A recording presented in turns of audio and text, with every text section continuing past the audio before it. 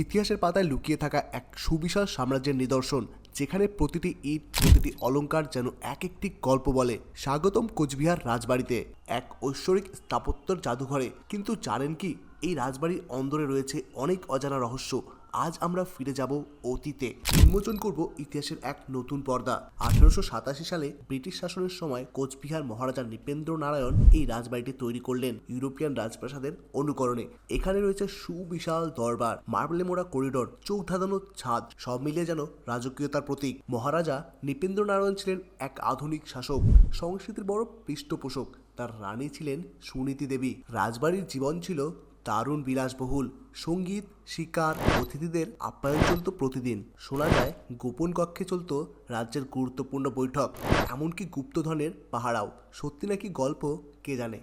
আজ এই রাজবাড়ি শুধু একটা পুরানো দালান নয়, এটা পর্যটকদের কাছে এক চমকপ্রদ গন্তব্য। ইতিহাস প্রেমী থেকে শুরু করে ফটোগ্রাফার, প্রায় সবারই কাছে এটি এক অনন্য অভিজ্ঞতা। তবে মজার কথা শুনুন, রাতে নাকি এই প্রাসাদের করিডোরে অদ্ভুত পায়ের শব্দ শোনা যায়। এটি সত্যি নাকি শুধুই গল্প, কে জানে। সময়ের সঙ্গে সঙ্গে রাজাদের দিন ফুরিয়েছে, কিন্তু এই রাজবাড়ি এখনও দাঁড়িয়ে আছে ইতিহাসের সাক্ষী হয়ে। এর প্রতিটি দেয়াল যেন বলে আমার কাছে কত গল্প আছে।